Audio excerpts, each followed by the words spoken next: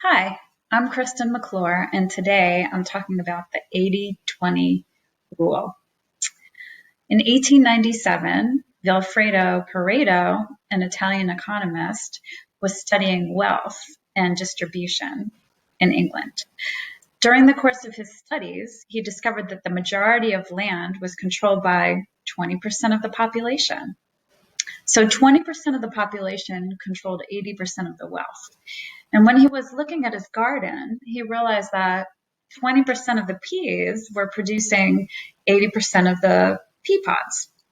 So after other people started exploring this pattern, they realized that it seemed to be very prevalent, this 80-20 rule. So if you look at your closet, you might notice that you wear 20% of your clothes. And if you look at your carpet, you might notice that 20% of the carpet gets most of the traffic. 20% of the criminals account for 80% of the crime. In a city, 20% of the roads account for 80% of the traffic. So this is a really prevalent pattern. And they have used this 80-20 rule in businesses to improve the business structure, to make sure that they're turning more of a profit. And they've also used it to help people become more productive and be more organized.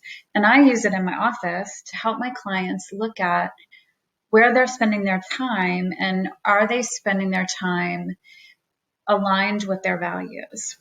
If you look at your day and where you're spending 20% of your time and 80% of your time, you may notice that 80% of your time is spent on activities that are not really yielding you results, that are making you feel good or producing important quality results. And 20% of your time is being spent in activities that are making you feel good, that are aligned with your values, and are producing very good results for you. So I would encourage you to kind of take stock of those activities and see which are the ones that really produce the best results for you.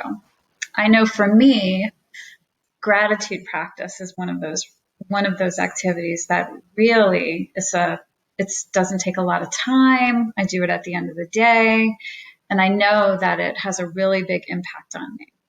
Meditation is another one of those that, it takes half hour in the morning every day, but it has a really big impact on me. Exercise, another one of those activities that has a really high yield.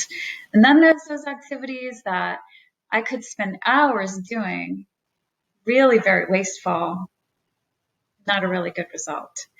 So you can take that 80-20 rule and you can apply it to almost everything, and you can keep applying it. So I can take the 80-20 rule and I can apply it to my exercise routine, and I can say, okay, let's say I have an hour exercise routine. I can look at the exercise and say, out of my exercise routine, which piece of that exercise routine is the most impactful? So probably 20% of that hour is the most impactful, and the other 80% isn't. So you get the gist of it. You can apply that 80-20 rule to all of your activities and keep refining them and refining them.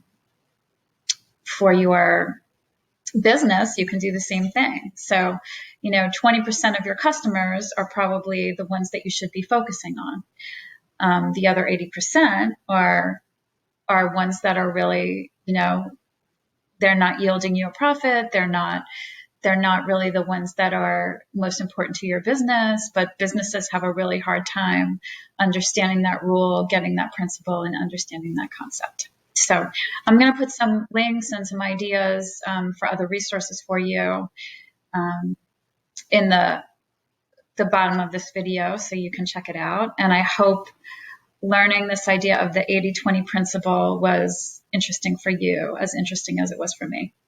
Thanks for watching.